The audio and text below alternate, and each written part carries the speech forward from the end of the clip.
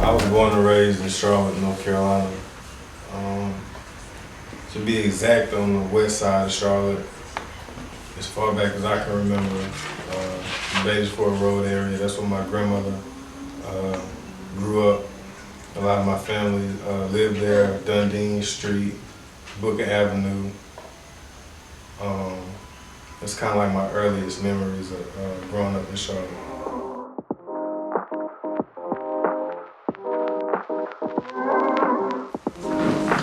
So that was like early 90s, late 80s.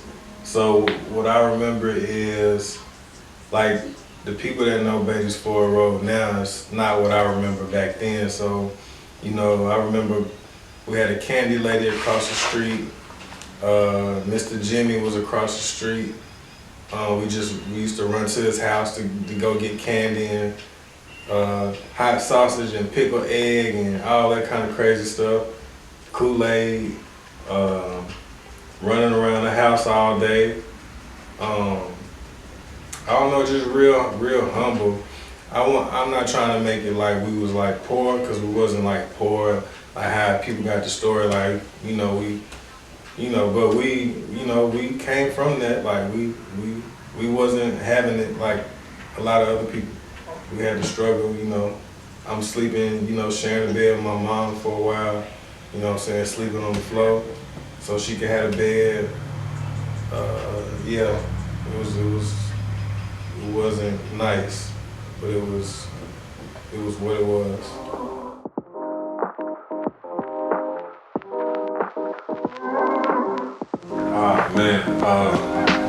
Trade Winds, Grand Central. That was a skating rink from back in the day. That was when I was riding a bus with my homeboys. We'll, hop on the bus all the way from, I was coming from Batesford, going to Central Avenue, or going to Pineville to go to the skating rink. That was always a good time, a lot of fights. The city, I'm sure the city know about that. What else? Man, Mr. C's on Batesford. I go down there Saturday morning, Saturday afternoon, just eat my food on top of the car right there on the corner. That's like a good memory I have from an old spot I used to love to go to. The Vox. Everybody know about the Vox. It's like some West Side shit. Friday, Saturday night at the Vox. Used to go down, the Dirty Flow. Man, there's a few of them. Man, that's all I can think of off the top of my head, though. But, yeah.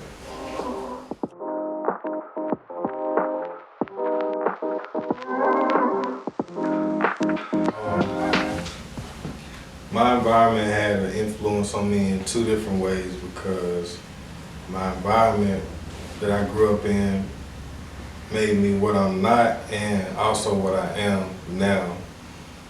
Meaning that like my beginnings was, really humble. Like again, like I'm not saying we grew up poor, but we didn't have a lot and we did what we could with what we had. So it made me appreciate everything that I have now.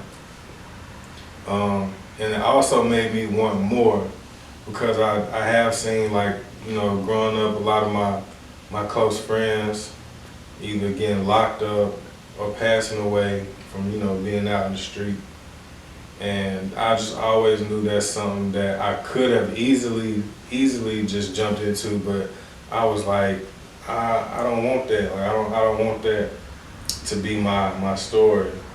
So I just always had like a mind, like even when my homeboys was going to like, do something wild, sometimes I would partake. It's a few things I did do, I ain't proud of and I don't want to speak on, but I would get in the car sometime and go do that, but most of the time I didn't. And I feel like that came from me just wanting more, like even traveling. That's why I call it Passport Sound, because I was able to travel and see different things. and it made me see the world in a different way to where it's like, all right, I'm in Charlotte, but it's so much in the world to see. And I always wanted people like me, like from the hood and grew up in the conditions that we came up in. Like, I wanted everybody else to see the type of things that I saw.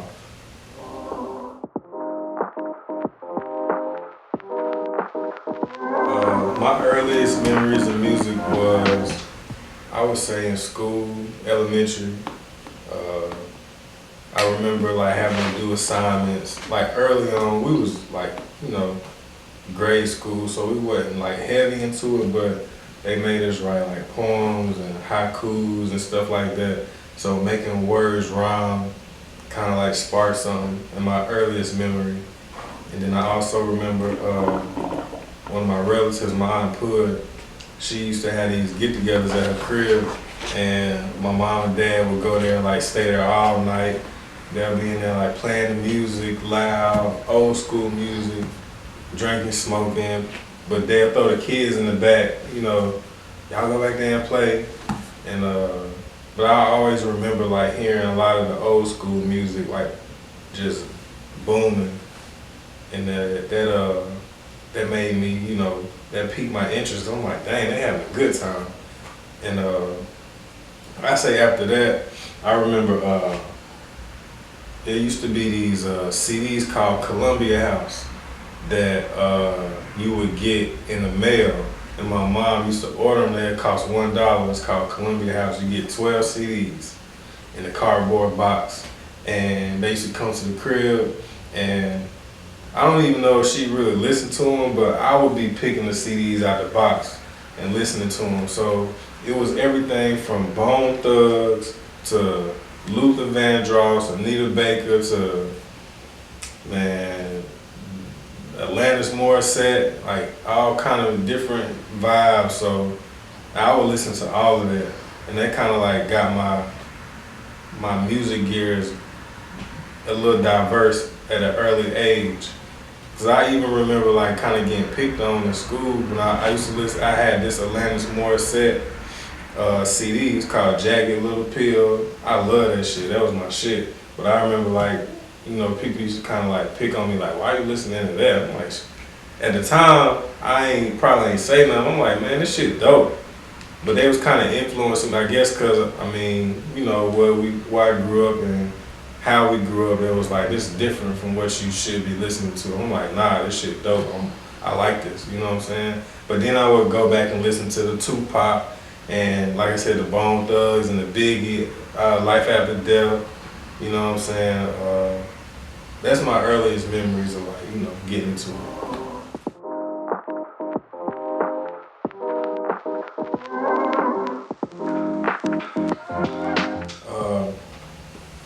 Earliest memory of that is, so in middle school I went to a school called Hawthorne, North Charlotte, and we had a talent show. We had a talent show in the auditorium, and it was me and like, I think it was like 4 other of my friends from school at the time, and we wanted to do a rap show. Like everybody was doing different shit, but we did, this one Cash Money was popping, so we did a Hot Boys song, right? We did Hot Boys, the song's called Hot Girl, I Want a Hot Girl, and I had Lil Wayne part. I don't know how I got Lil Wayne part, which is also my favorite artist. So I'm like, man, I'm hyped, you know what I'm saying? I did Wayne part, and like ever since then I was like, yeah, like this shit, like the reaction we got, I remember it was like dope. Like I was like, dang, I want to keep doing that. And that kind of like pushed me to look for other opportunities. So the first opportunity I remember was going to the studio. I want to say it was JJ the King. I was going to Crossroads because I had getting in trouble at school, ended up going to Crossroads. And JJ was going there too, and he had a studio in his crib. And me and my homeboy Stefan used to pull up, make songs. Me and JJ made a song one time.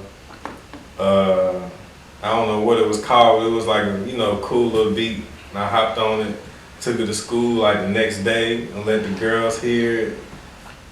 And that had a good response. So I'm like, dang, this rap shit kind of cool, you know what I'm saying?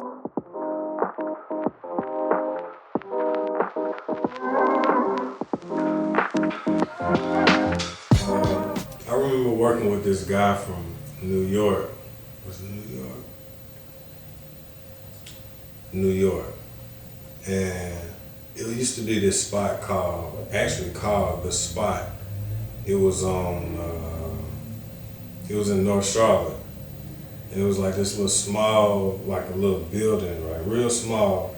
And this dude named Neil from New York, he was starting a record label. I think one of my family members on my dad's side linked us. And he was having this showcase. Oh no, let me go back.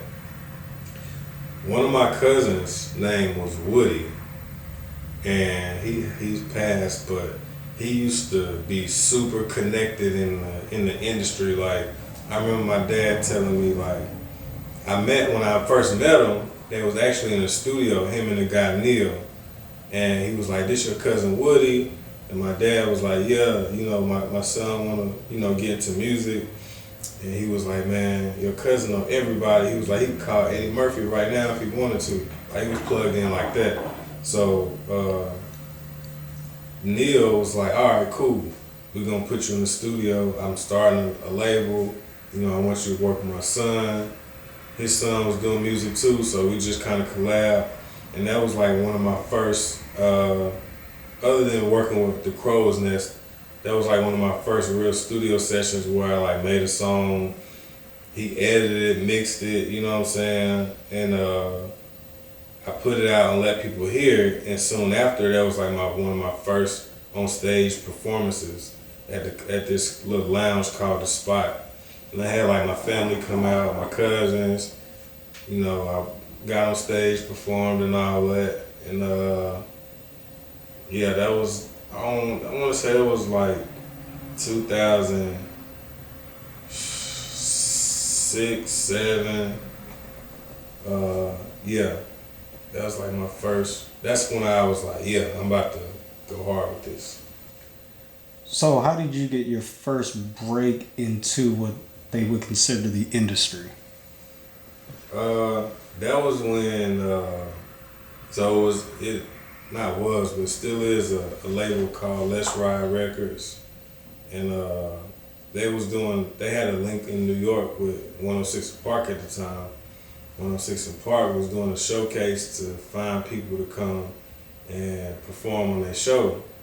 And me and my boy Milio, shout out to Milio, we went and auditioned and ended up auditioning on the day when one of the producers from New York was actually at the show. And you know, I guess he liked what he saw. He was like, "Yeah, I want y'all to come to New York, perform at 106 and Park for Wild Out Wednesday." And we did that. Went up there and did it once. The first time, we did it twice. The first time, the competition that they was having, we won. So I think that was like what led people, like, that gave people like insight on, oh, I know him. I saw him on TV. Because the first time we went, it was like I had, you know, all my family and friends like waiting for it to come on, like, tune in on this day, turn on BET, I'm gonna be on TV. We did shows prior to going up there. We had flyers. We went on there, performed, and we won. And all the feedback I was getting from, like, I remember like vividly, my phone was like fucking going crazy. Like, my phone was just like nonstop. My phone never did that because I ain't never been on that platform. So I was like, damn, this shit. I couldn't even really keep up with what was going on. We was only in New York for a few days. It was just like happening so fast. And from that point on, that let people know, like, okay, this guy is serious about his music. And when I came back to the city, I remember my homeboys telling me, like, man, this shit was crazy, that was dope. Everybody was cheering for you, you know, everybody was wanting to see you win. it made the city proud and all this type of stuff. So that was a dope moment, and we ended up going back to do the competition again, but the second time we lost. And at that time, 106 and Park was kind of like dying out. This was like 2011. That shit was kind of like on the decline. So the second time we went, it was like, okay, that's cool, but 106 and Park, like we ain't really watching that. So that kind of, I'm glad I was able to have the opportunity, but I don't want to be like, I don't want nobody to remember anything I did, like, oh, that's the nigga from TV, or that's the nigga. Like, 106 and Park, that shit was cool, but it was like, it wasn't really that ain't my style. Like, I can do that, like, I can do like the marketable TV stuff, but what I saw and what I grew up, when I was growing up, the things I saw, like, that's the stuff I really wanted to get into and talk about. And let people see my experiences with that.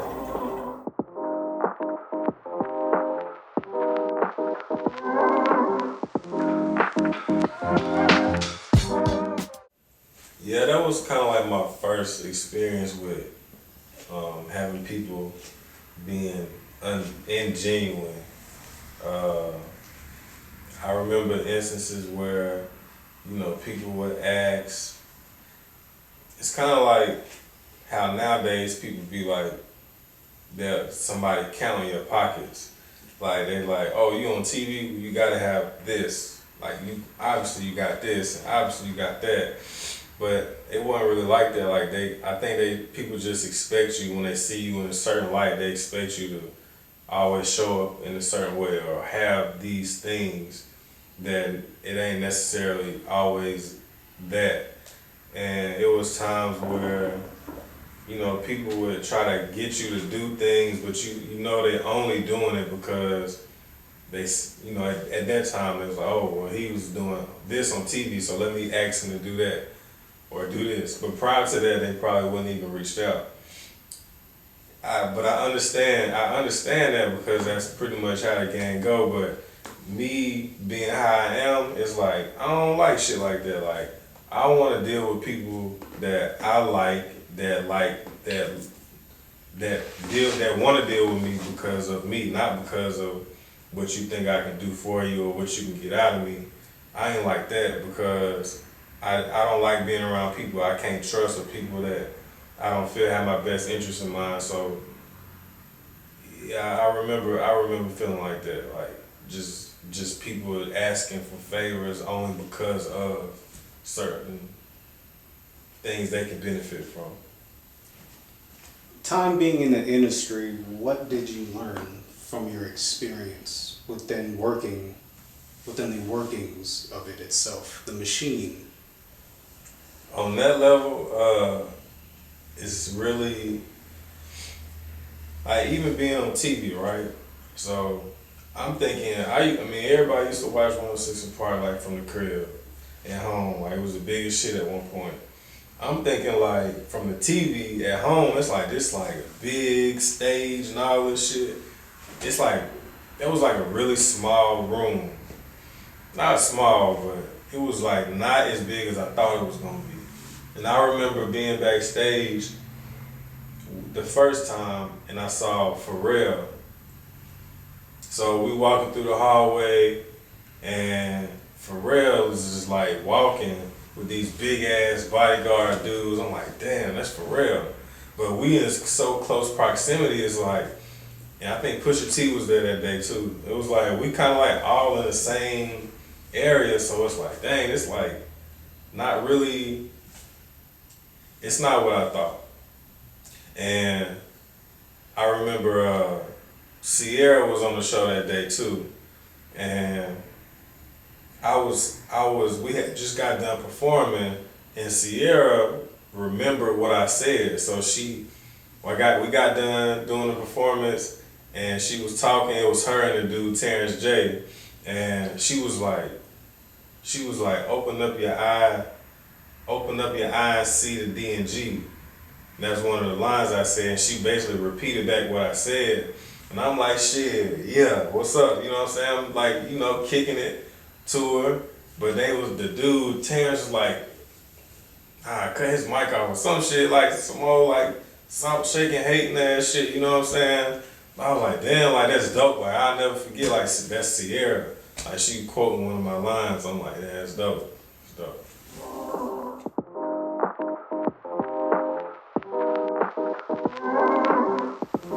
The artists coming up, like, the biggest thing I would try to suggest is when you know you want to do music and put yourself out there as an artist, try your best to be what makes you comfortable. Because if you try to put yourself out there as something that you're not and the shit end up popping, then you're gonna have to go outside every day as that person. Like, if you want to go outside and be a gangster or a street nigga and you're not really that, but your music portrays that, you're going to struggle because you're going to have to wake up and be something that you're not every day, and it's just going to be a conflict. And I would say just try to get a solid team around you, because I know from experience that the industry, even though I say industry, but I'm speaking industry on a city level too, the city that I'm in. I've been able to see, you know, heights outside of Charlotte, but majority of the stuff that I've seen and learned from in Charlotte, like, there are a lot of, man, if you can't deal with the people that's grimy on the level where your city is, then you're definitely not gonna make it into, you know, full-blown industry status, because I'm sure it's 10 times worse than what you're dealing with in your city. Because you talking big money at that point, you know what I'm saying? You talking big contracts. So I would say just get a solid team around you with people you can trust, because I ran into situations of people inside the city. I won't name who they are because it is what it is at this point, but like, people will try to take advantage of you and exploit your talents for their own well-being. And it's like, you can't be mad at it, but at the same time, that's just how this shit goes. You just gotta be prepared for it.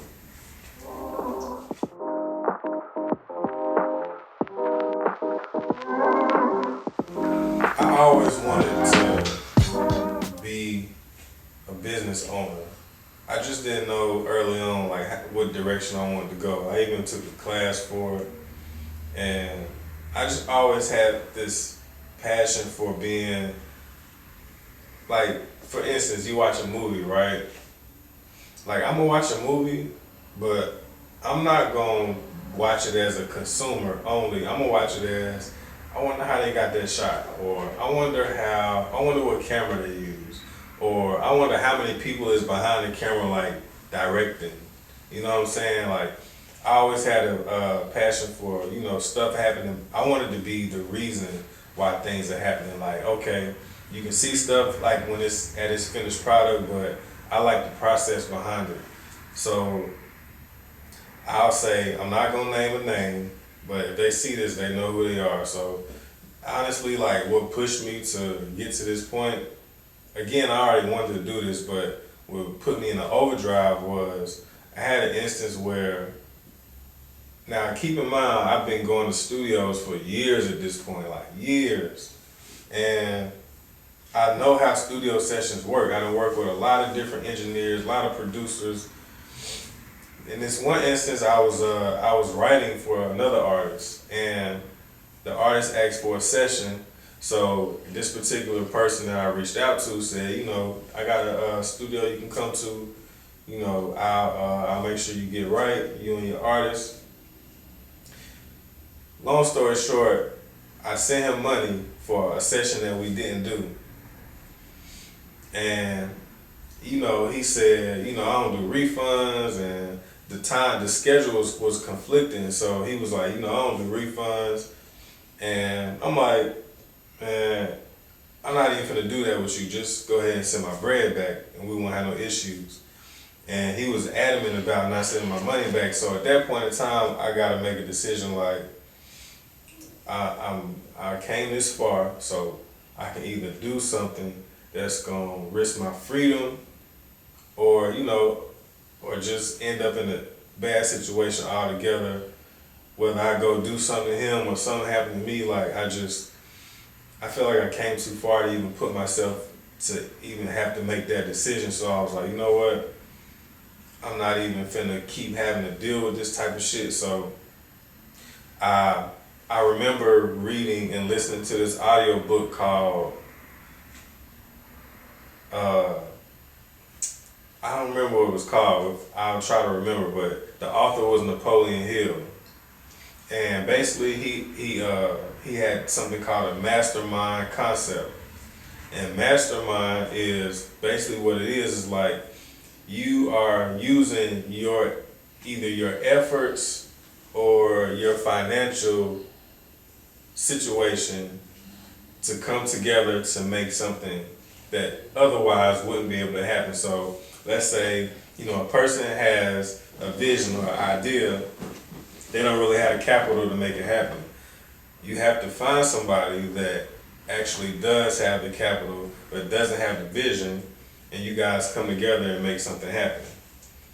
At the time that I wanted to start the studio, I've always had the vision, like, my Instagram name is passportsoundstudio. I got songs called Passport. I done traveled a few different countries shooting videos. So, that was always my thing. So that's how I got the name. Like, to me, passport is like a key to the world. Like, your passport is how you get from one place to another. So I wanted my studio to have that same feel. It's like, you come in here, this is your key to your creativity. Like, you can basically come here and pretty much do and be whoever you want within the realm of your creativity. And that's what I want people to feel. It's like, there's no restrictions when you come in here. I want you to be able to leave everything outside. You got an idea, something you want to do, whether you do comedy, you do music, you act, you a poet, you can come in here and actually make your visions come to life. And long story short, I went from having to deal with other people on their time, and I realized that wasn't gonna work for me because I need to be on my own time. So I eliminated the middleman and said, you know what, I'm just gonna make my own situation, make my own spot where I can create on my own time and let other people come and do the same thing. And that's where we are.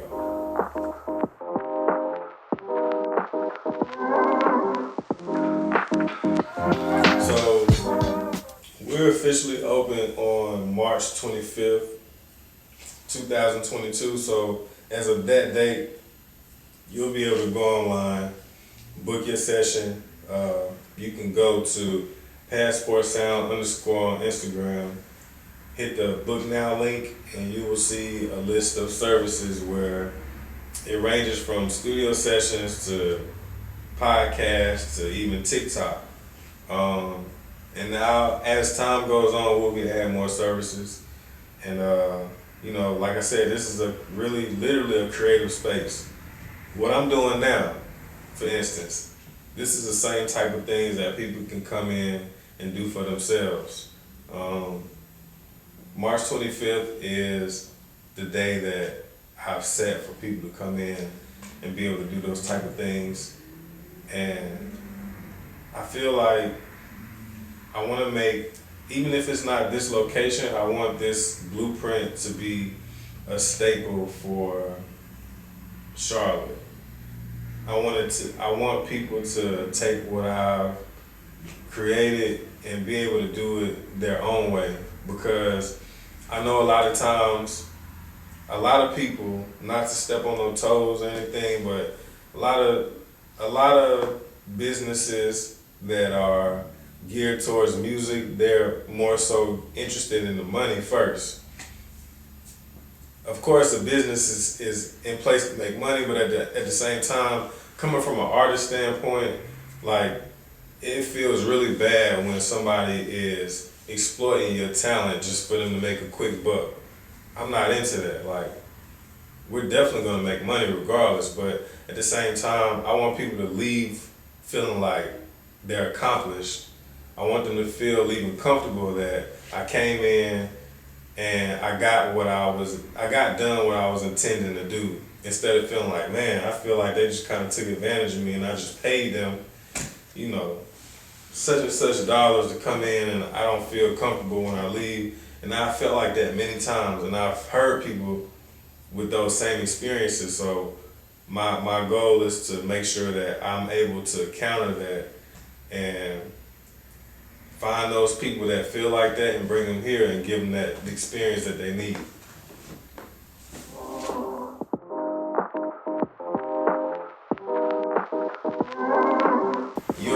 You can find us on Instagram at passportsound_, passportsound_, and you can also email us at passportsoundstudio@gmail.com. Facebook, Passport Sound Studio. YouTube, Tell Your Story Before They Do. Twitter, Passport Sound Studio. TikTok, Passport Sound Studio. Man, just Google it at this point. We located in Concord, North Carolina. Another thing I like about this location is that, you know, when artists come through, regardless of what it is that they do, they're able to come in. You're not running into other artists. You're not running into other artists from the aspect of you're able to come in and actually do what you came to do. You won't be, you know, nobody's gonna come in and try to see what you doing. This is your own private time to do whatever it is that you want to do.